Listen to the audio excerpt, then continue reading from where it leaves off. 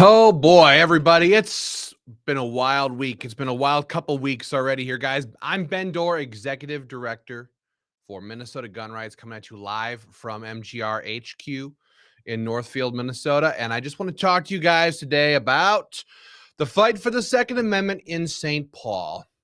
It's in many ways, it's another year, same garbage from the same garbage politicians.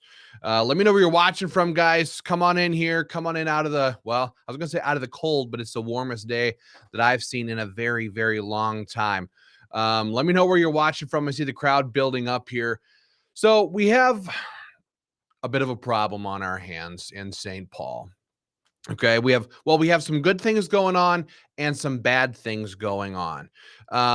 The first bad thing we have going on is the continuation of gun control being introduced in the Capitol. There's going to be more gun control, we're being told, introduced in the days ahead. The left is going all out, as they are wont to do. They want to take away our guns. They want to take away our Second Amendment freedoms.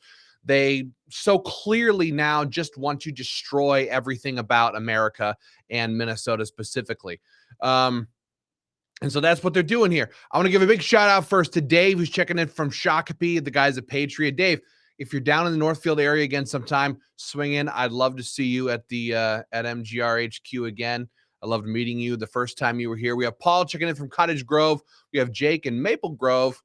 Robert says, watching from Pennsylvania, visiting family. Robert, we're actually going to highlight Pennsylvania on this video here. So we're going to be talking a lot about stuff going on in Pennsylvania. So stay tuned for that. We have, of course, the great Dave Peterson checking in from Lonsdale, says no compromise. We have Ryan checking in from Byron.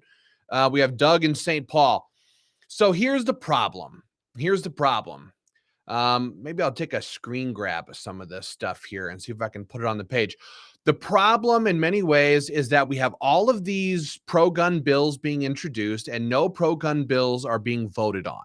This is the problem that we face once again in 2022 in Minnesota. We have a Senate Republican majority that's bigger than we've had in a very long time. Very long time. And just the other day, they held a little press conference, little interview with the new Senate Majority Leader. And he made it very clear, this is Jeremy Miller, he made it very clear that Senate Republicans are not going to be voting on any pro-gun bills in 2022. No Stand Your Ground law, no constitutional carry, no Second Amendment Preservation Act, none of it. They're just not going to vote on any of it in 2022.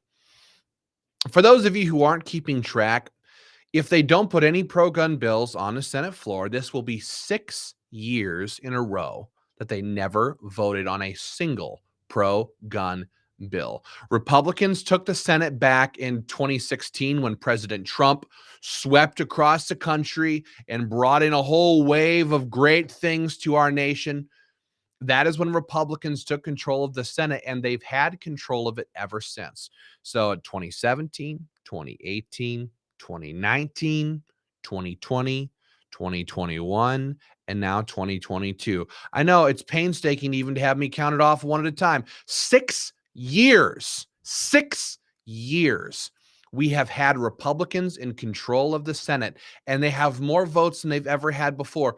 Two of the Democrats, Tom Bach, let's see, David Leiselgard. Which one am I thinking of? Two Democrats already in the Senate have said, we're no longer going to be Democrats. We're going to be independents. And now some of them are running as Republicans. We have such a huge Senate Republican majority right now. They could very easily put Stand Your Ground or constitutional carry on the floor for a vote. They could pass it, but they won't. They won't. And here's why that is such a big problem. And it's a big problem for the Republicans, too. It's a big problem for the Republicans, too, because what's happening here is the same thing as what happened with the Democrats. See, the Democrats said, we are going to be the party of not Trump, right? We're the party of not Trump. We're not Democrats. We're not Trump. And they won, and now they're being eviscerated everywhere. They're being destroyed everywhere. And in November, it's looking like it's going to be a bloodbath for the Democrats. Okay? And Republicans now are doing the same thing the Democrats did. The Republicans in Minnesota are saying, we're not Republicans, we're not Democrats. That's all we are. Well, that's just stupid because actually, in many ways, the Republicans are Democrats in Minnesota. Republicans are the ones who pass taxpayer funding for abortions. Republicans are the ones who voted and supported all the welfare fraud that happens in our state. Republicans are the ones, many of them, who supported gun control in the last how many years? David Tomassoni, that's his name. I was like, who's that other senator? You've been around here so long, the names all start to mesh together. That's the other Democrat up in the Iron Range who is no longer a Democrat. So Tom Bach and David Tomassoni are the two names. So the Republicans are just saying we're just not Democrats, and that's not enough. It's not enough. Republicans in Minnesota need to be Republicans. You need to stand up there and say, we're not just going to sit here and say we're not that. We are going to advance the Second Amendment. We're going to put pro-gun bills on the floor for a vote. And let me tell you why that is also so important. I'm going to come back around here to Pennsylvania. My brother Chris, and of course, us Dorr brothers who work in a lot of different states. And in November, we passed constitutional carry in Pennsylvania, passed through the Republican-controlled House, the Republican-controlled Senate, and it got vetoed by Democrat Governor Tom Wolf, right? And so some people would sit there and say, well, that was a big loss. But it was not a loss at all. It was not a loss at all. First of all, it made every single person in the legislature vote yes or no on pro-gun bills. That's a big deal. So now the Pennsylvania Firearms Association knows who to go after at election time. But the other thing it did was it allows pro-gun organizations like Pennsylvania Firearms Association to hang that veto around Governor Wolf's neck and make him wear it. And you hang it around the necks of his party and all the people who voted against those pro-gun bills. So now going into 2022, that organization out in Pennsylvania gets to go after leftists, Democrats, people who voted against the bills, and Republicans. They voted the right way. They passed the bills. They're going to have support of gun owners going into the elections, and it's going to be likely a very big win. This is how you advance the ball when you don't have total control of the legislature, when you don't have total control of the governor's office. So what Republicans in Minnesota should do is they should take Stand Your Ground or constitutional carry or the Second Amendment Preservation Act or any other one of those bills, put it on the Senate floor, pass it through, and make Melissa Hortman stop the bill. Make Melissa Hortman stop the bill. Make Tim Walz stop the bill. Because then at election time, Minnesota gun rights, and we do such a good job, our members do such a good job. We expose bad politicians. We do it very, very well. There's a lot of politicians who are not in office anymore because MGR members tossed them out. And if they pass these bills, we get to sit there and lay the blame at the feet of the people who are responsible. Melissa Hortman, her cohorts, Tim Walz, and they are the ones who are to blame for stopping these pro-gun bills. That's how you advance the issues without being able to actually pass them. That's how, as politicians, because all politicians want is to be reelected. All they want is to get back into office. They want to get back up into St. Paul. They want to sit down in their cozy little chairs and do a whole lot of nothing. That's all they want to do. So doing what I'm talking about is actually very good for them as well. It serves their own self-interest to pass pro-gun bills. Because who are gun owners going to blame? If Senate Republicans pass Stand Your Ground or constitutional carry law, who are we going to blame if the bill dies? we're going to blame the people who are responsible. We'll blame the Democrats if they kill the bill. But if you have Republicans who are also opposed to these pro-gun bills, well, they're going to get an earful too. But we can advance these issues. The Republicans can get their win if that's what they're looking for. But Republicans need to be the party of doing things, not doing nothing. Because I went out and caucused, what was that, last Tuesday, a week ago today, was it? I went out and caucused at my local GOP caucus. I read, right, they have their state party platform, GOP party platform. If you want to know what the GOP stands for, you just read this list right here. Well, I read it. Oh, yes, they support the Second Amendment. They support babies. They support limited government. They support lower taxes. They support. But they don't pass any of those bills. They don't vote on any of those bills. They grow our government. They blow this whole place up. They pass taxpayer funding for abortions. They kill all the pro-gun legislation. Is that enough? Is that enough? If you think that's some BS, give me an angry face or something in the comments section. I don't think that's enough. 6 years we've been at this game. And what do we have? We have the Minnesota gun owners cuck us over there playing interference, lazy Rob at the Capitol all day, snoozing in the corner until a politician calls him. And they're playing interference for these people 100%. 100%. Now they've changed their tune a little bit, and now they're saying, oh, we can get it passed. You bet, Senate Republicans. But they know that Senate Republicans have zero intention at all of passing any pro-gun bills. So for the gun owners cuck us to sit there and make claims like, oh, now's the year to pass. Yeah, don't blow smoke up our backsides. Gun owners know better than that. We know better than that. So we're early in the legislative session. There's a bunch of gun control bills heading our way. We already have one major gun registration bill and magazine ban bill that's been introduced. And more are on the way. Senator John Marty, he's a total leftist tool bag. John Marty is promising more gun control because here we have it.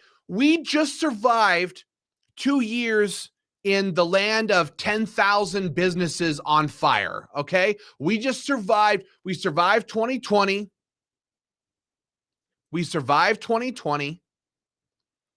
They burnt our city. They looted our stores. And it was our time. It's our time right now to pass pro-gun bills while the Democrats are on defense. They're out there trying to protect themselves. They're out there trying to save themselves. Now is our time to push this ball, to advance it, to pass pro-gun legislation, at least out of the Senate, and make the Democrats veto it in the House.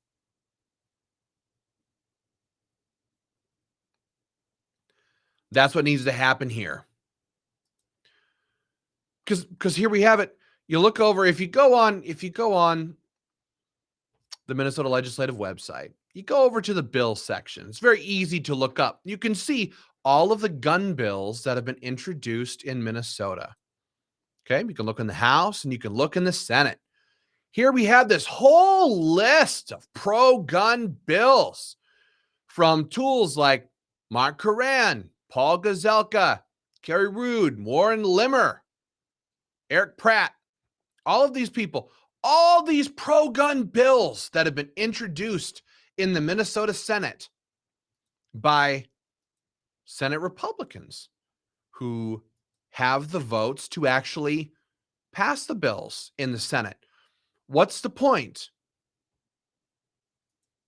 Paul Gazelka, what is the point of introducing these pro-gun bills in the Senate if you're not going to put any of the Senate bills on the floor?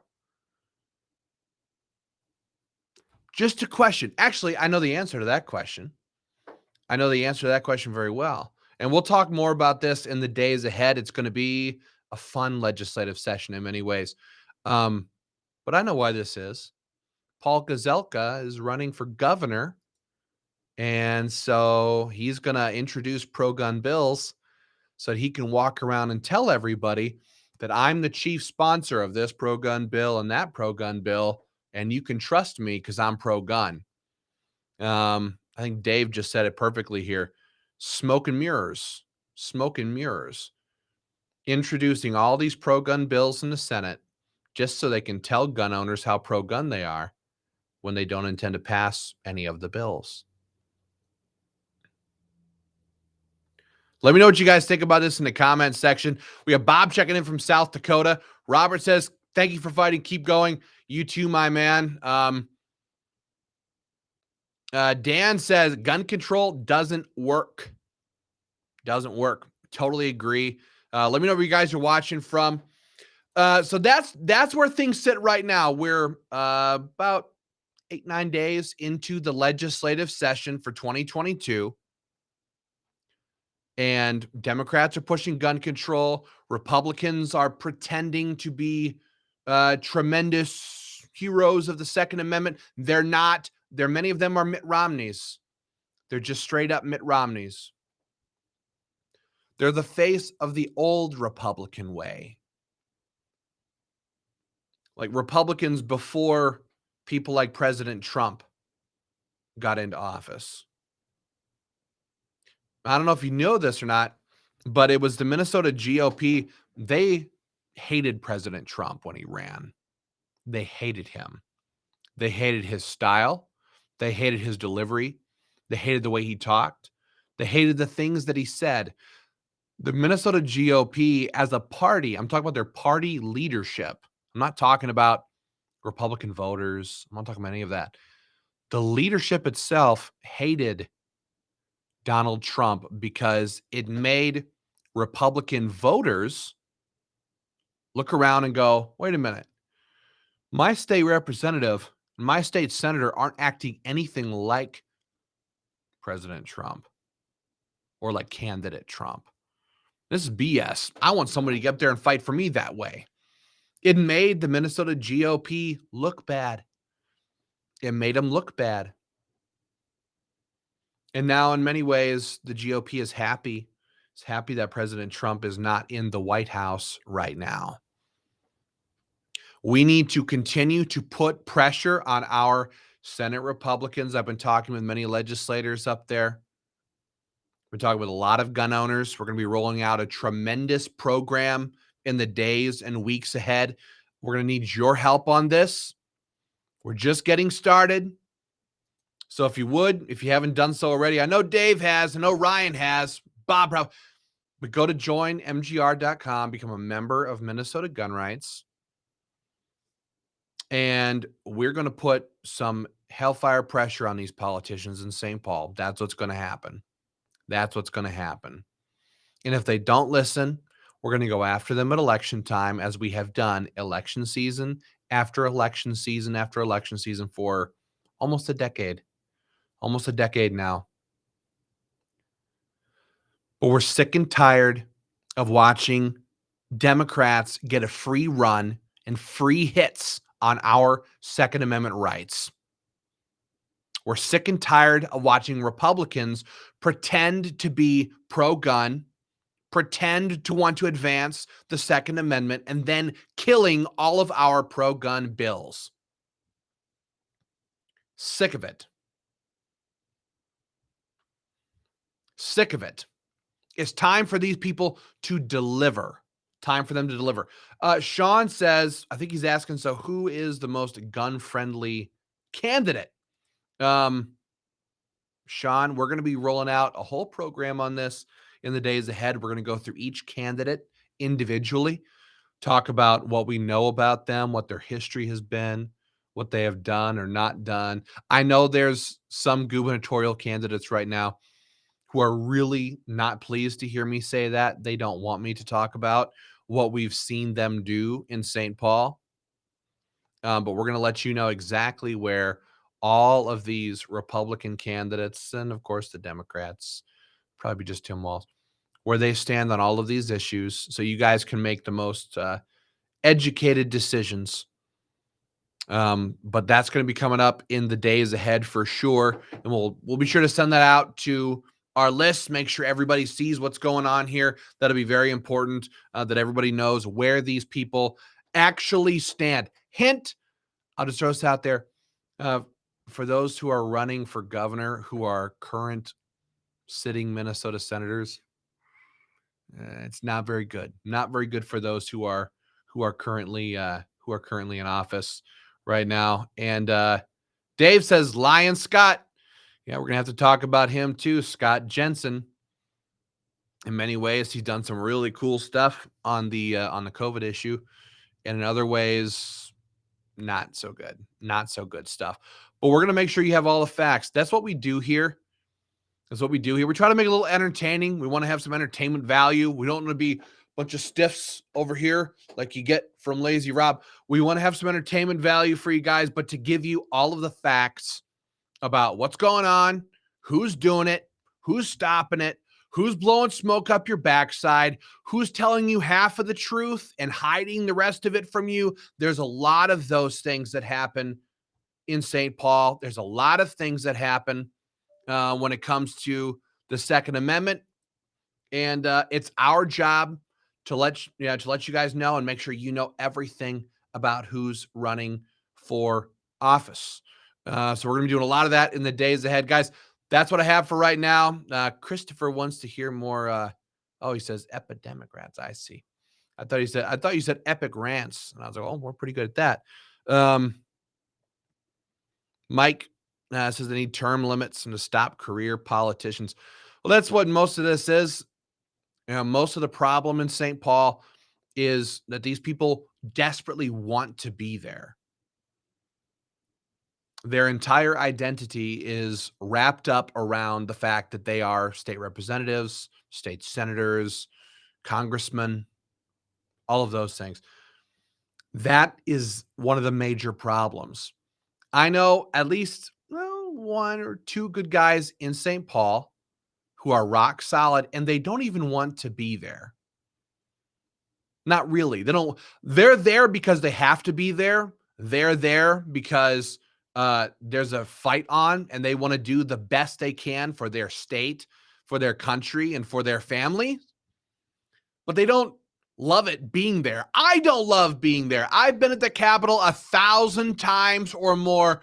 I've been there so many times. I don't like being there because it's full of, what's the line off of Star Wars? A more wretched hive of scum and villainy, right? That's what it is. That's what it is there. But we keep fighting. We keep fighting. Then you have those other guys who are up there almost every single day. You can only do that if you have a corrupt soul, honestly. Because again, the legislators I know who are halfway decent there, who are really good there, they don't like being there. They don't. So that's what I have right now. Kong Lee says, who are the rhinos? Virtually everyone. Virtually. But we'll highlight the big baddies, the ones who are standing in the way, the ones who are stopping our pro-gun bills from passing, the ones who are refusing to put it on the floor for a vote. We'll make sure you guys hear all about it. For now, guys, please help if you can. Go to joinmgr.com, become a member of Minnesota Gun Rights today. We're going to have more updates for you from the state capitol. Might bring on a few guests or two. We have a lot to talk about in the days ahead. Don't take BS. When these politicians call you and they say, hey, I'm running for Senate, I'm running back for office again, can you please donate to my reelection campaign? Tell them, stand up on the Senate floor, put stand your ground or constitutional carry on the floor for a vote. Vote on the bills. And as Dave says, also make beef jerky affordable again. Honestly, Republicans, if you can't do anything else, if your positions are good for nothing else, at least make a pound of beef jerky cost less than like $35. This is outrageous. It's as outrageous as having a Senate Republican majority for 6 years and never passing any pro-gun bills. It's about as outrageous as that. That's what I have for right now, guys. I'm going to hop off right here, but I'm going to be back here maybe tomorrow, maybe the next day with more updates for you, especially if things are happening. We have a lot more to talk about as we warm up into this legislative session. But do me a favor, if you would, share this video with your family, share it with your friends, share it around. Honestly, Facebook, they love to throttle off pro-gun organizations. They just do. So it really helps us a lot. It helps the Facebook algorithm.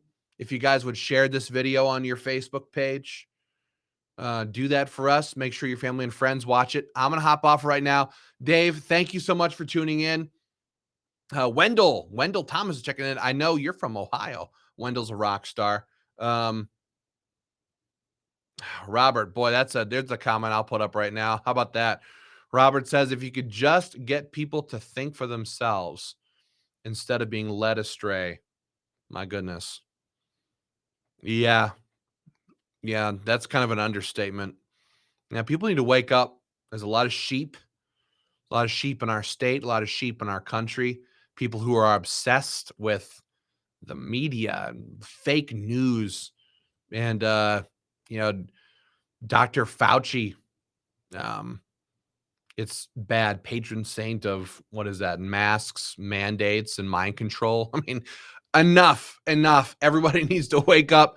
We'll be back with more. I'm rambling now, guys. Thank you for joining me tonight. I'll be back with another update for you tomorrow or the next day for sure to let you know what's going on. I'll be having some live videos from the state capitol. We've got some meetings, a lot of great things coming as well. It's always this constant fight. It's this constant struggle between leftist Democrats, lazy rhino Republicans, and gun owners, pounding it out in the middle all the time.